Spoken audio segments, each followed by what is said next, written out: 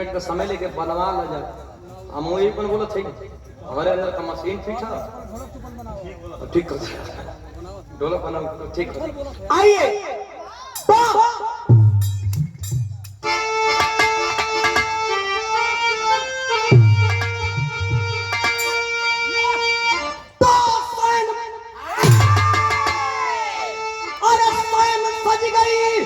पुरानी जंगल में अरे जब लगी ऊपर हस्तिनापुर की हस्ती अरे सो गए पारसैया पर दादा भीषम अरे डूबने की लगी भंवर बीच कश्ती गुरु दौड़ का है बधन हो गया अरे सेनापति का बना कौरवों का और चिंता भरी दिल में कैसा के भारी हुए मगन हरि सिर बढ़ा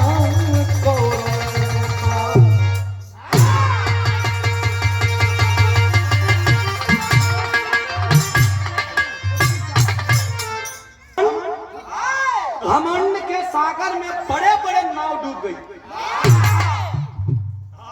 और मैं जिनके सामने बिरहा गा रहा हूं ये सौभाग्य है और आपके सामने बतियाना बोलना गाना दौलत की बात खड़ा होना ही सूर्य को दीपक दिखाने के बराबर है।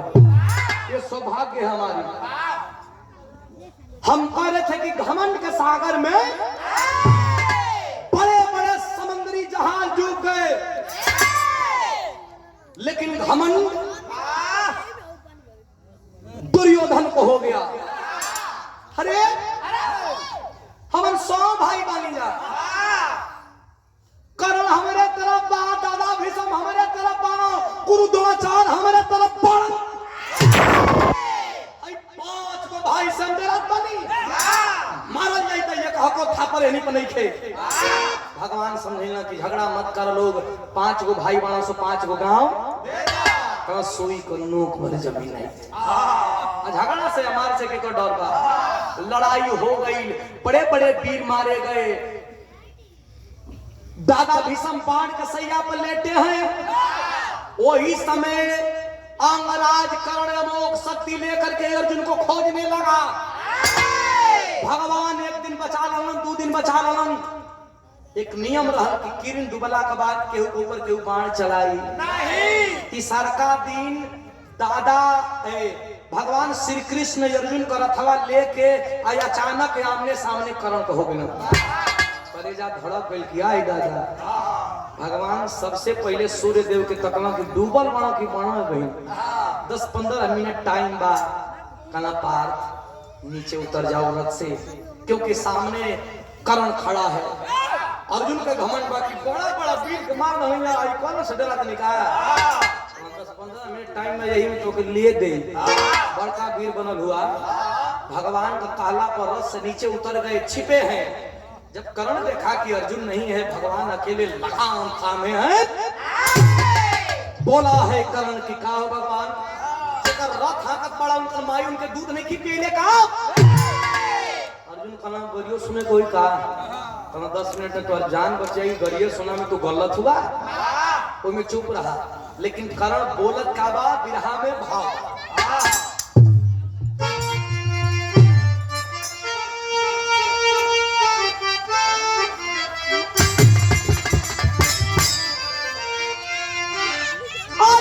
अच्छा है अरे कि अच्छा है अरे कि मर जाओ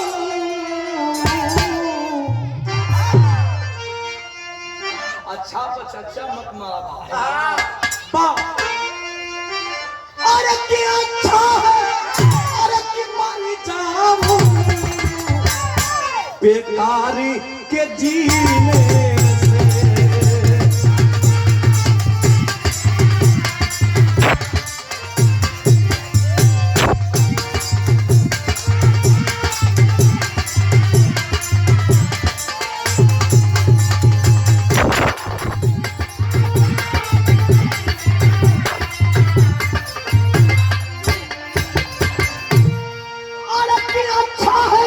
मरी जावा अरे बेकारी के जीने अरे बेकारी के जीने अरे पत्थर पे अरे उगे मोती मेहनत के पसीने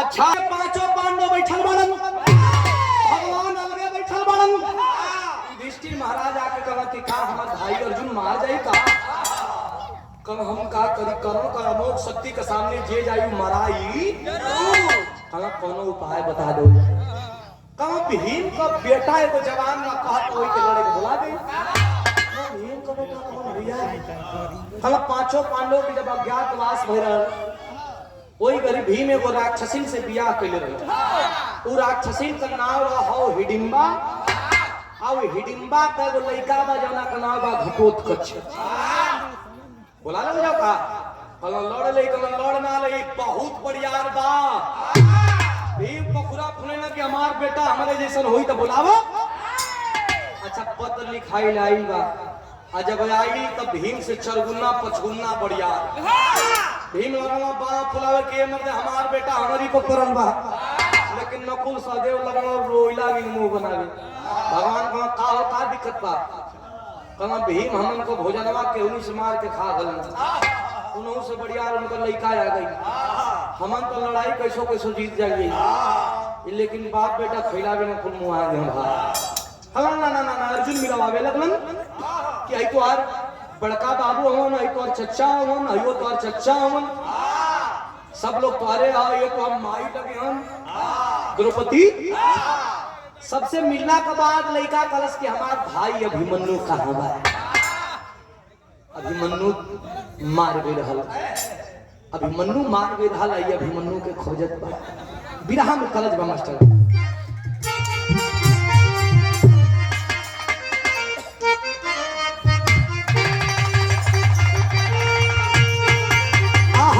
बिरहा पहले हो के रामदेव गुरुजी बुल्लू गुरुजी कहे तो सवाल जवाब हो गए एक धुन को कई काज चले रामदेव गुरुजी का कहे कहे नदिया किनारे मोरी बोले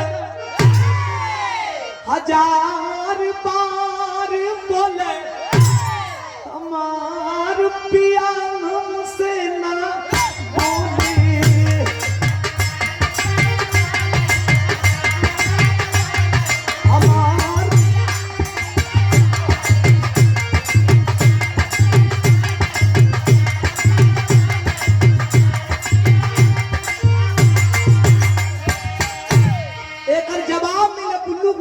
से धीरे से कहा कि सावरिया अरे मोरे राम की जागा जागा भोले बाबा कहे भैया अरे गंगा जी के तनो नहीं बा अरे गंगा जी के तनो नहीं बा पतर चिड़िया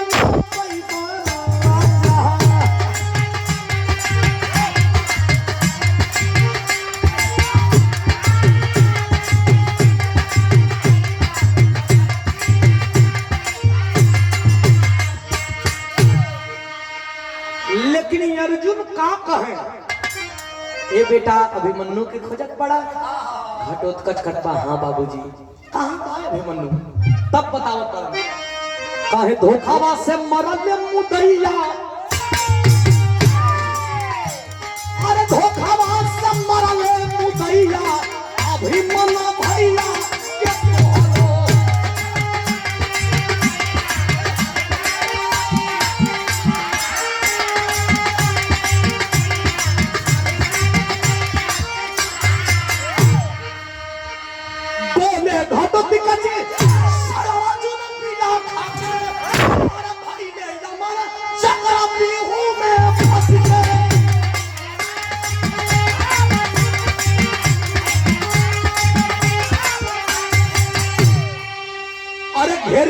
मारले मुदैया मुदैया अरे घेरी के मारले मुदैया मन भैया के तोहरो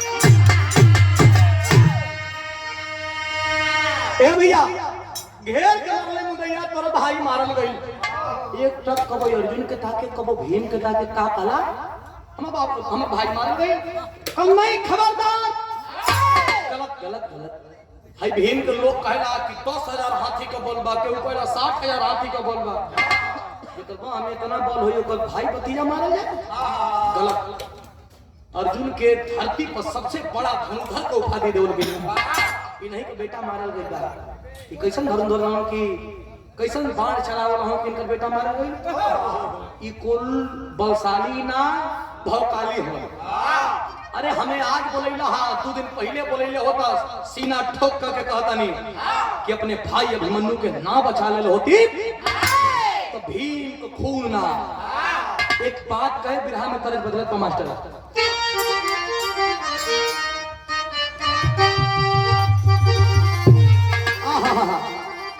बहुत पुरान तरज बा कोनो मरद कोनो मेहरारू का आंख कबर न करत बा कहे कि तोर नैना कटार अरे तोर नैना कटार अरे कड़ी कड़ी जाला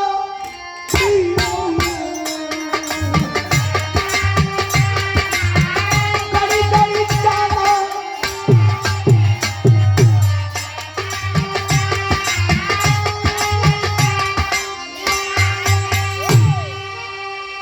एगो गीत एकरा पर डूबल के हटाई रहा कि बूढ़ावा बेईमान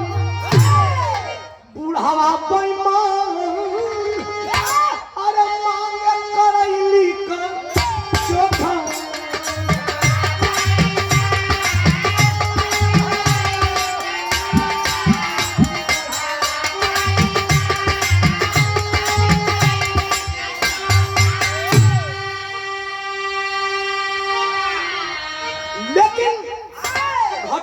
कहे और बोला पाका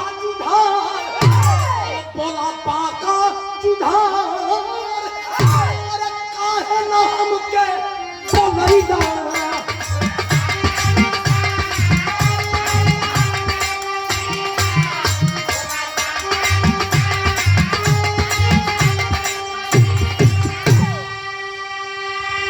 आदरणीय मनोज सिंह जी गायक आदमी है भगवान कहलो कि का कहलो हमें ना बोलेला मतलब ये पांचों पांडव लड़त होने से ढेर बढ़िया रहा था कल पांचों पांडव लड़त भी हम का हमें तो ना लौका था अरे कैसा लड़त होने कि बेटा मारल जात बा भगवान कहलो कि सबके आवे का जाए का समय होत है का कहे मास्टर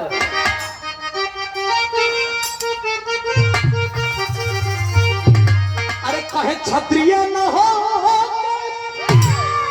क्षत्रिय न हो अरे तू क्षत्रिय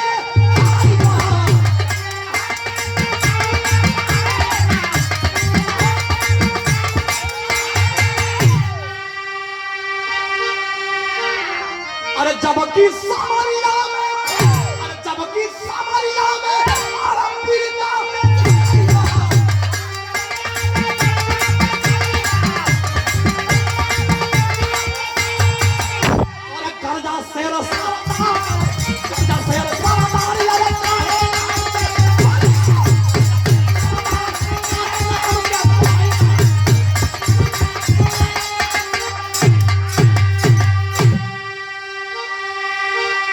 भगवान कहना बुला दिले समय से ढेर नियता मत बना जाए अगर अपन बाबू को जब खिनीस उतारत हमारे कौरो दल को उतरता तो कुछ काम हो कल जाई बिहान भयल बड़का टीका लगा के भगवान भेजला हन जब भेजला हन तो कैसे चलल बा मास्टर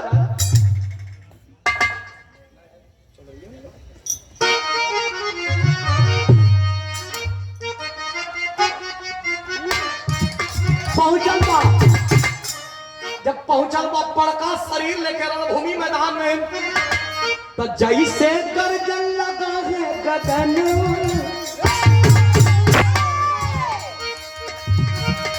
जैसे कर्जन लगा है गगनमा वैसे कर्जन लगा है जवाना सन के गंगा।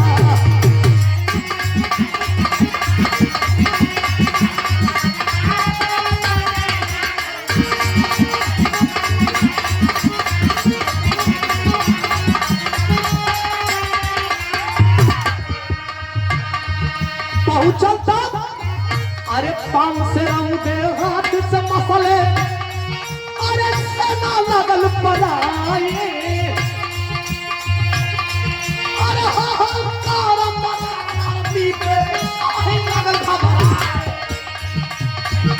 तो कैसे होई ये करता भलवा कैसे बाटे नाल नयला के नागल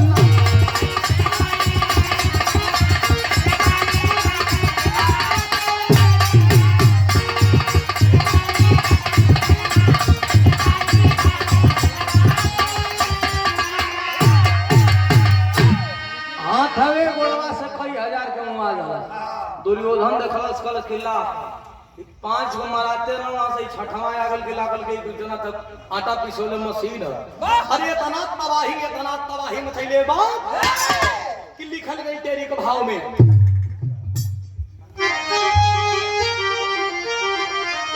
अरे परिणाम लाशों की राह में ढेरी मच गई। हाँ, लाशों की राह में ढेरी मच गई। अरे काजा पीर घाट कच खैर नहीं है तेरी।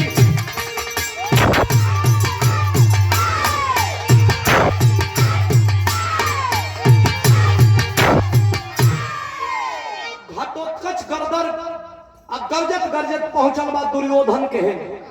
दुर्योधन देखलस कि रौद्र रूप पहुंचल है करण के कलश की बाण लेके अर्जुन के ताका। अर्जुन तो मराई ना लेकिन हमन का जरूर मर जाइए। भीम को लेकर तबाही मचा दिले भाई। बाण चलावाई घटोत्कच पे कलशना घटोत्कच पे बाण चलाई तो अर्जुन जीवित रह जाए। कहना अर्जुन तो जीवित रह जाए लेकिन हमन का आज जियल जाए नहीं। भगवान भेज दिले हम एगो षड्यंत्र रच के भैया हो करण से दुर्योधन बोला कि अगर बाण नहीं चलाते हो तो मुझे लगता है कि तुम भी कहीं 5 पांडवों से मिले हो। जब इतनी बात सुना है करण बोला आंखों में आंख डाल के लांछन लगा रहे उम्मीद कि बाण तो चला रहा हूं लेकिन जीवित रह जाएगा अर्जुन। अगर जब तक जीवित है अर्जुन तुम लड़ाई नहीं जीत सकते हो। क्या कहता है मास्टर पापट का भाव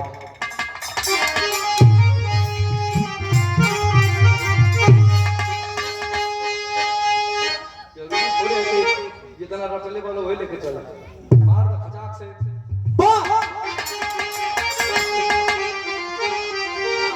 अरे पीवा हुआ देखो का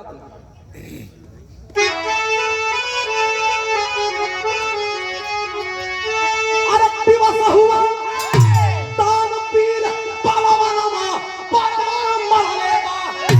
अरे कटी के नाचे धरती पर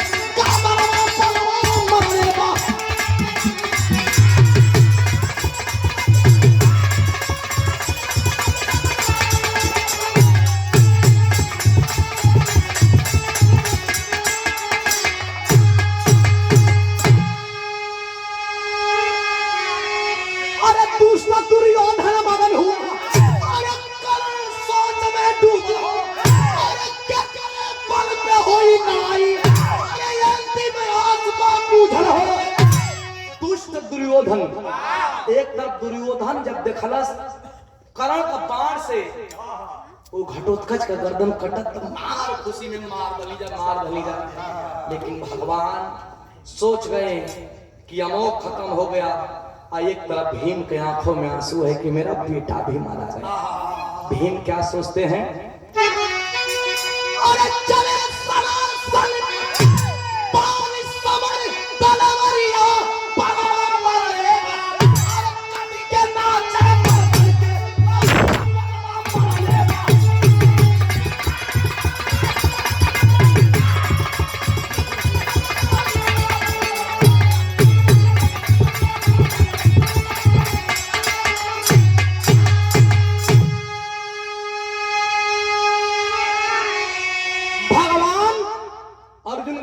कि तोर बेटा मार गई, भीम का बेटा मार गई, ये तना बड़ा लड़वैया होगा कुल।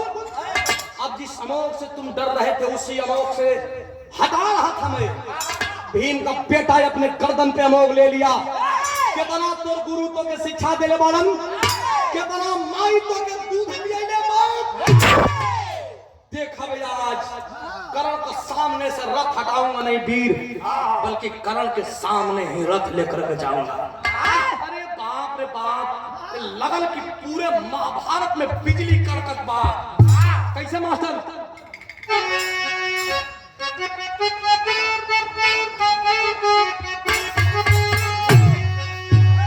भगवान कहत बाड़न, अरे धीरज बन्हावे, धीरज बन्हावे कृष्ण पांच पांडवन के।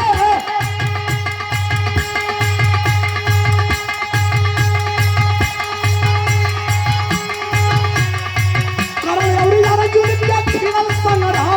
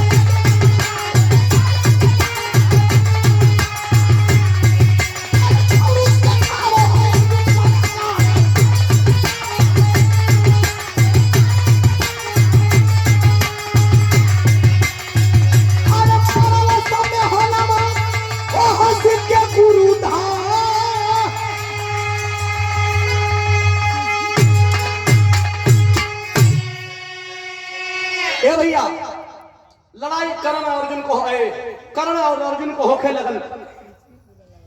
करण अर्जुन जब करण का रथवा का सामने गए तब करण के बाण चलावे तब करण का रथ 100 हाथ पीछे जाता है। अब पलटवारी जवाब दे, करण अर्जुन के रथ पे जब बाण मारे तो अर्जुन का रथ खाली 3 हाथ पीछे होता। लेकिन उतने में भगवान करण के खूब सराहत बाण की गजब बार करण बा। अरे लड़ने वाला तो बड़ा देखा, लेकिन तेरे जैसे बाण चलाने वालों का जलवा आज देख रहा हूं। अर्जुन सोचा था कि मर्दे मारा थे 100 हाथ हम, अब भगवान ललकारा था करण के का बात बा। फिर बच के मरलन करण का तरफ बाण, करण करत 100 हाथ पीछे जात बा। करण जब पलटवार जवाब देत बा, अर्जुन का रथ पे बाण मारे थे, अर्जुन का रथ 3 हाथ पीछे आवे। भगवान फिर कहा रे जियो वीर जियो, क्या गजब का बाण चलाता है। तिरिया धनुष कहा अच्छा प्रभु आप भगवान हुआ, बुरा न मानत एगो बात पूछी। कहा कहा बैठा हुआ हमारे रथवा पर ललकारत हो दुश्मन के, जबकि हम 100 हाथ मारत थे या दुश्मन हमारा खाली 3 हाथ मारत है। सुनाइए अर्जुन जरूर 3 हाथ मारत था, लेकिन तो के क्या होके के चाहिए कि तोहरे रथ पर तीनों लोगों का भार लेकर हम स्वयं बैठल रही। तोहरे ध्वजा झंडा पर वीर बलि हनुमान वो गदा का भार लेके बैठल बाड़े। ये मर्दे तब्बो तोहरे रथ 3 हाथ पीछे जात बा। बड़ा वीर बनत हुआ। अरे वो के कहीं गुरु परशुराम का श्राप ना मिल रही तो के तब्बो कब्बे ले दिल रहे। ये तने में गुरु परशुराम का जो श्राप लग गई, जो क्षत्रिय बनकर के शिक्षा लेने गए थे करण, वो श्राप लगल। करण का रथवा एगो खड्डा में रथवा का पहिया धंसल हो, तीर धनुष रख के एक कंधा के भार से उठावत पा। प्रमाण लिखा गया कि धरती जब उठावे तो धरती हिलत रहल, आकाश हिलत रहल, पृथ्वी डोलत रहल, लेकिन शराब के चलते रथ के पहिया डोले नहीं। अरे बाप रे बाप, इतने में भगवान कहला कि अर्जुन मौका बढ़िया है, करण निहत्था है, अब मार इसी समय पे बाण। अर्जुन कहते हैं कि इतना बड़ा कायर हूं कि एक निहत्थे पे अर्जुन बाण चलाएगा? नहीं चलाऊंगा। कहते हैं कि अरे अर्जुन, धर्म की बात करने वाले अर्जुन, अरे तेरा बेटा जब चक्रव्यूह में मारा गया था, उस समय तेरे बेटे के हाथ में कितने अस्त्र, कितने शस्त्र थे? तेरा बेटा अभिमन्यु तो भी तो निहत्था था। धर्म की बात करने वाले अर्जुन, अरे तेरे बेटे को मारने वाला ये दुश्मन ये करण दिया है। सुन, निहत्थे की बात कर रहा है, अगर इसके हाथों में अस्त्र शस्त्र रहेगा तो तू क्या बड़े बड़े विद्वान और बड़े बड़े पहलवान, बड़े बड़े धनुर्धर, बड़े बड़े वीर धूल चाटते दिखते हैं। इतनी बात जब अर्जुन सुना तरी बाप रे बाप, ऐसा बात कहा, जल्दी मारो समय यही है। क्या कहते हैं भैया, जब उठा करके बाण अर्जुन करते हैं क्या?